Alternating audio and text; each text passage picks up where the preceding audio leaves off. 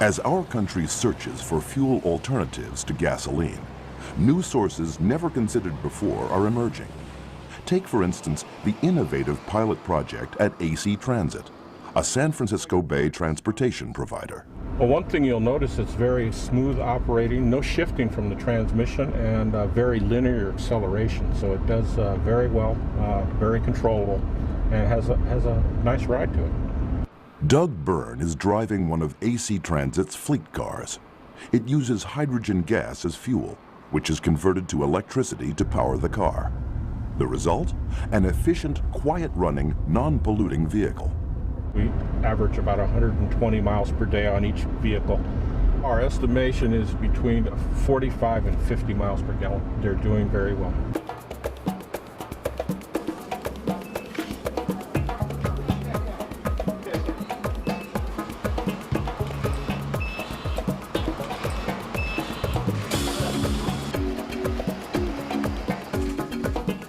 In addition, the company runs 3 hydrogen-powered buses for public transportation.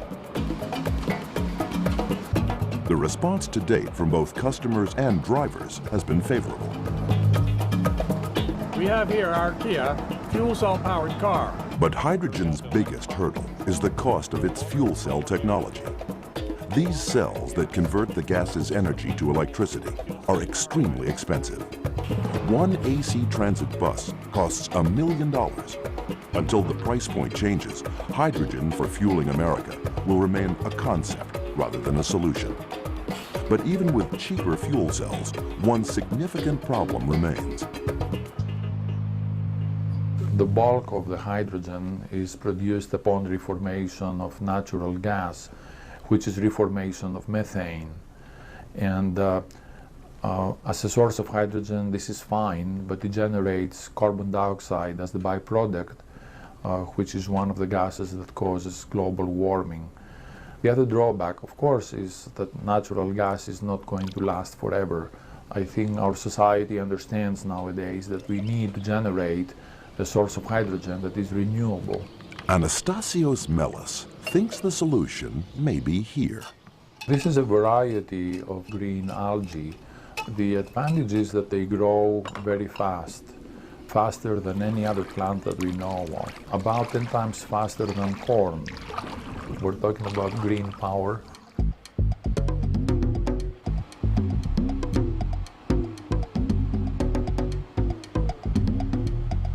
The single-celled algae called Chlamydomonas conducts photosynthesis just like any normal green land plant. But Melis figured out a way to trick green algae into producing hydrogen. He discovered that when the algae is deprived of sulfur and is still exposed to the sunlight, it produces an enzyme called hydrogenase. This enzyme spurs the release of hydrogen gas, and it does it in a big way. In the lab, we get them to double their biomass every 4 or 5 hours. Under mass culture conditions, 70 to 80% of the cell volume is occupied by the chloroplast. The chloroplast is where photosynthesis takes place. So these are in fact factories of photosynthesis. That is how they are able to multiply with enormous rates. And under natural sunlight, it has been reported that they multiply or they double their biomass on a daily basis. To test this idea, and to prove that the algae could generate substantial volumes of hydrogen, Melis and his team went outside. They built a large plastic tube, known as a photobiotic reactor, filled it with 1,000 liters of water, and added the green algae with fertilizer to stimulate its growth. Within 5 or 6 days, the medium became very dark green as the algae multiplied very quickly under the bright sunlight. And then we were able to collect bucketfuls of hydrogen. You can imagine that the 1,000-liter reactor produced 1,000 times more hydrogen than we get here in the laboratory. CSR EES funds have allowed the University of California, Berkeley team to prove the potential of hydrogen production from algae. The challenge now is to tap its full potential, to exploit the power of green.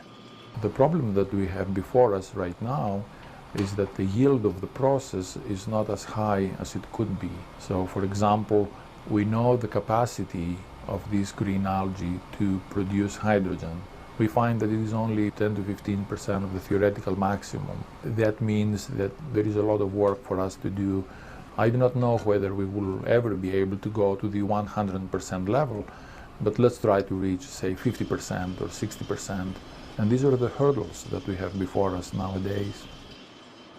Once the project reaches that goal, places like AC Transit may change where they get the hydrogen from. Currently, they're involved in a joint project with Chevron Oil and produce the hydrogen on site at their Oakland, California headquarters. But beyond the world of transportation, Anastasios Melis sees his research benefiting a new kind of farmer. I think it is a form of modified agriculture. The growth of an organism through photosynthesis, in this case, is hydrogen. It is a biofuel. It is not the traditional crop that we normally have. It's the crop of the future, and I think it is absolutely essential to permit us to continue our civilization and to drive elements of our society and our economy as we know them today. We're converting the energy of sunlight into biofuel. I think it is going to help not only this country but other countries around the globe to meet their basic energy needs. At Oregon State University, land-grant scientists are studying blue-green algae, oxygen-producing strains of cyanobacteria that also produce hydrogen.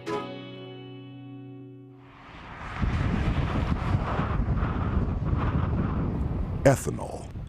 As America begins to shift away from gasoline, this biofuel is becoming an early popular choice. It has a number of benefits: clean burning, high octane, and it mixes easily with gasoline, like in this E85 blend that contains 85% ethanol. While most ethanol is made from corn kernels, much of what is left behind in the field is not used to produce the biofuel. The problem is that this cellulosic material, millions of tons of stalks, husks, and cobs, doesn't chemically break down like the easily fermented yellow grain. That is, until now. I'm Nancy Ho from Purdue University. I made a super yeast.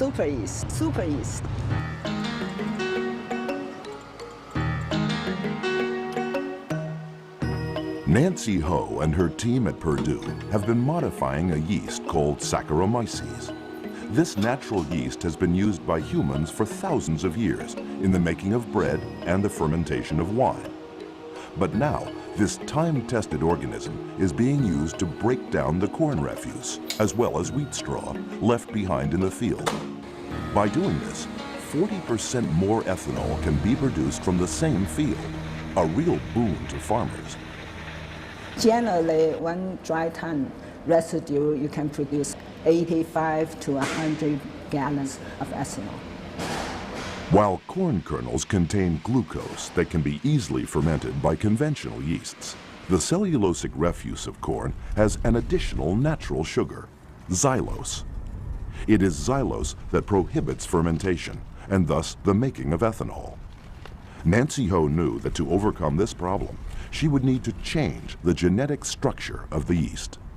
There's a lot of science knowing what the yeast is missing.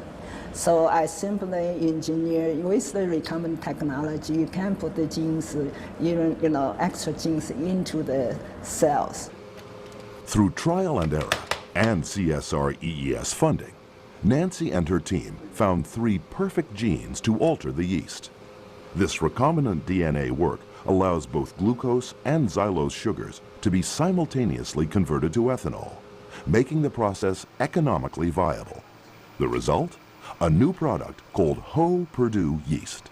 Because it can ferment both sugars very effectively, it produces ethanol very efficiently, and we still can improve it.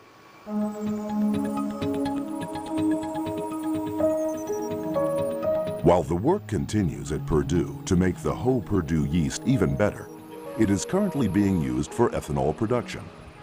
Iogen Corporation of Ottawa, Canada, now produces the world's first cellulosic ethanol fuel for commercial use.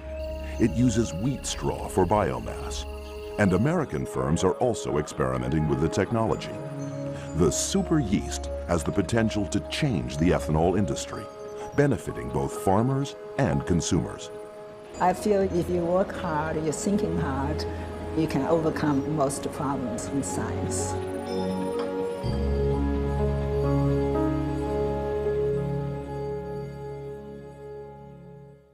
The U.S. has a goal to produce 35 billion gallons of renewable alternative fuels by 2017. Today, CSR-EES supports development of new feedstocks and conversion technologies for boosting renewable fuel production.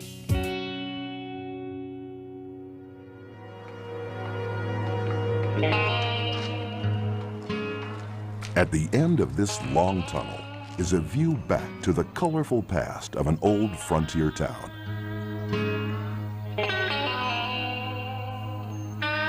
First of all, this is a mining community. Almost every ethnic group that came to Butte, as with all other mining communities in the United States.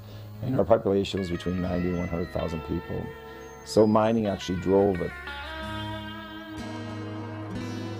It was always like a huge single industry town. We're down to about 35,000 people. We still do have mining. We have about 350 people employed. And now we've gone into more diverse population as far as business is concerned. And I think that's what's really helping us go forward in a different direction, a positive direction. The real interesting thing is we're now going into more technology, and I think that's really helping us. We start to see the scientists, the engineers, and so that is really driving our economy right now. One new high-tech employer is Resodyne, located in this historic building in downtown Butte. CSR-EES awarded the company 2 SBIR, or Small Business Innovation Research grants, starting in 2002, to explore ways of converting used industrial oils and fats into diesel fuel. Oh, it was vital. Really, without the funding, the research wouldn't have occurred. Because typically with these SBIRs, one doesn't really know how effective the research is going to be and whether it does have commercial viability. So most companies just wouldn't take that kind of risk. We had the expertise on board to tackle the problem and come up with a unique processing solution for creating biodiesel. Steve Galbraith and senior chemical engineer Feng Zhao Yang led the team at Resodyne. It basically makes a diesel product available out of what typically would have been a waste product. So it's recycling waste into a usable fuel. Restaurants monitor the health quality of the fats that they use for deep frying. And when the health quality gets below a certain point, they have to dispose of that. It goes through a series of stir tank reactors, and then from those reactors, there's 2 output flows. One is the glycerin, and the other flow is the B100 biodiesel fuel. Those 2 flows are separated into each constituent, and then the glycerin is purified, and the B100 is purified through a distillation process. So it's a very high quality biodiesel fuel. It's differentiated from other processes because we do run the final product through a distillation column, so it's a very clean fuel. Today, new biodiesel plants across the country are using the processing technology developed by Resodyne. It is part of the complex solution to fueling America. And B100, if not sold in its pure form, is blended so that more vehicles can benefit from it at the pump. But back in Butte, the work still continues. In the same warehouse where the pilot refinery was built and developed, Resodyne is now experimenting with straw-to-pulp conversion. Wheat straw is a big crop in Montana. This new process, if successful, could provide the farmers here a valuable new market. They also are working with butyl, a high-octane biofuel that has a number of advantages over ethanol, including a 30% more miles per gallon benefit. The lessons learned during the B100 project helped the Resodyne staff with this new research. From my perspective as an engineer, it certainly develops core experience in terms of designing various mechanical components such as stir tank reactors, heat exchangers, pressure vessels, piping, and whatnot. Those skills are directly transferable really to any process. Some of the background. Beyond that, the success generated by the SBIR grant has allowed President Larry Farrar to hire more people at Resodyne. Vital new jobs for a small western community like Butte. He's been huge as far as economic development is concerned. Because when people look at our community, they see a success story.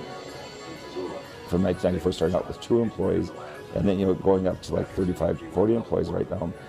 I believe that you'll see him going up to the 50 to 80 number in a very short period of time. I think that we're a hidden treasure here. I believe with our workforce and what we have to offer, and Larry Farrar and Resodyne is just a great example of that. It does such great things for our community and also for the United States.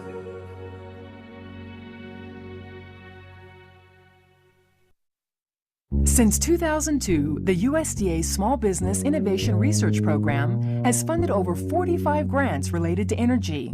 Over $6.5 million was given to companies in 19 states.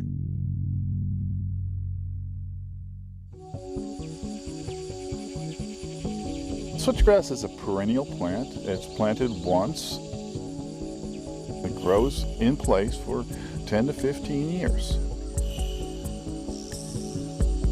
It grows about 6 feet tall, maybe 8.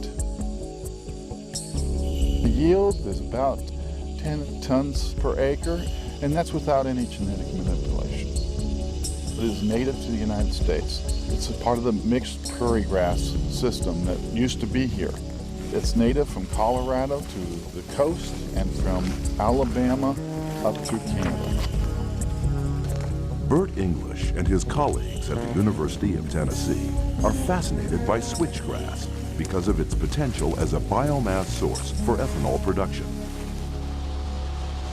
But for most refinery operations today, corn is being used to produce ethanol. Critics argue that it might not be the best choice. As the grain's price soars due to biofuel demand, so does the cost of corn-based foods.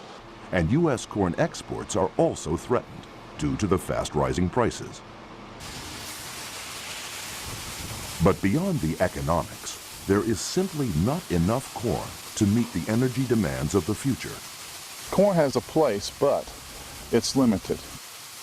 If you look at the total energy needs of this country, corn can probably fill 16 to maybe even 18 billion gallons of ethanol, but we need 86 billion gallons or more of ethanol to come from renewable sources. And to meet that demand, we need at least 2.5 times as much corn as we grow in this nation, just for ethanol. Scientists are now looking for other fast-growing biomass sources for fueling America, especially those that provide large amounts of cellulosic matter for ethanol production. Switchgrass fits the bill. 7'1". This wild grass has a lot of advantages for the farmer and the environment. You don't have to reseed it every year. You don't have to use the tractor in planting and cultivating. After the first 2 years, you probably don't have to use any chemicals on the plant. It grows and outcompetes anything in the field that's a low input, low fertilizer plant. And you can use ordinary hay equipment to harvest it. But much needs to be learned about switchgrass for it to become a profitable, cultivatable crop. And that's what researchers are learning to do here at this University of Tennessee experiment station in Milan.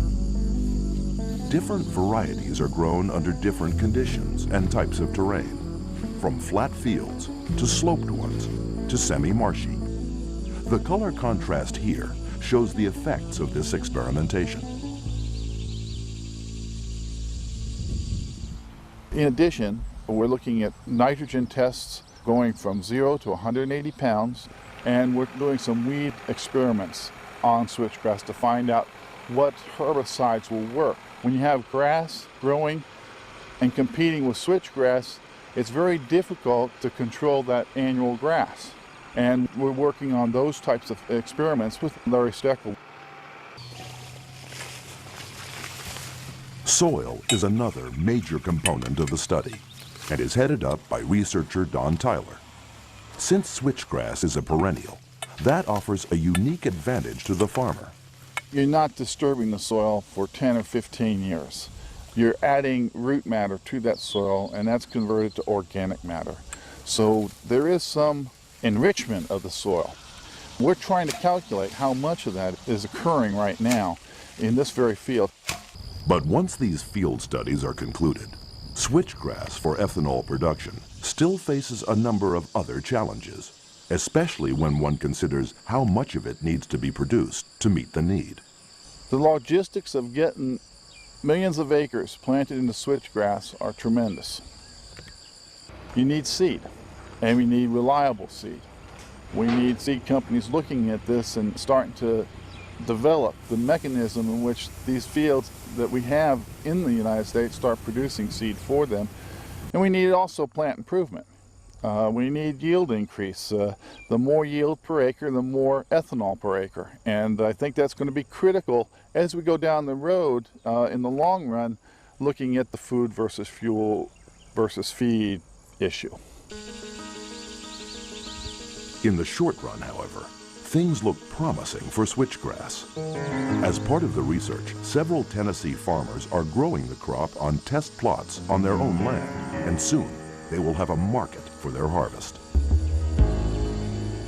Tennessee, we have a facility being planned right now that will be producing 5 million gallons of ethanol from switchgrass and from wood. By 2010 we'll have it. It won't be commercially feasible by then. By 2012 I believe it will be. We grow cellulose very well here.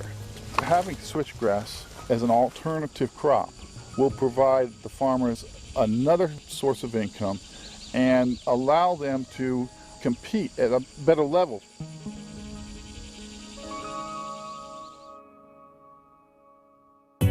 On the next edition of Partners, it's the science of small. Nanotechnology is a new science that controls atom-scale particles with astonishing results. Like micro-frameworks that promote the growth of new human skin. Nanobarcodes that expose harmful bacteria at the molecular level. Mini-trackers that reveal underground point source pollution problems. And minuscule fibrous mats that detect kitchen germs with a mere swipe of a cloth. The science of small. Next time on Partners.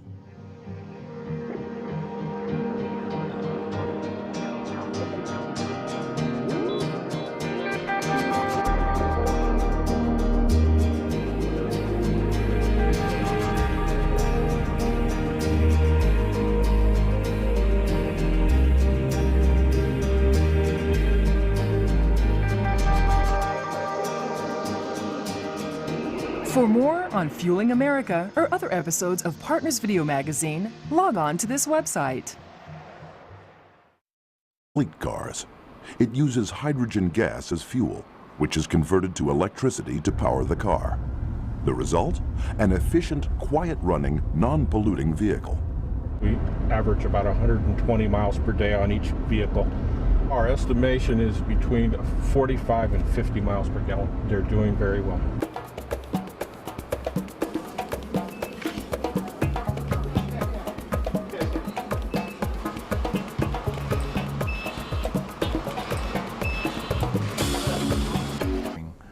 The other drawback, of course, is that natural gas is not going to last forever. I think our society understands nowadays that we need to generate a source of hydrogen that is renewable. Anastasios Melis thinks the solution may be here. This is a variety of green algae. The advantage is that they grow very fast, faster than any other plant that we know of, about 10 times faster than corn. We're talking about green power.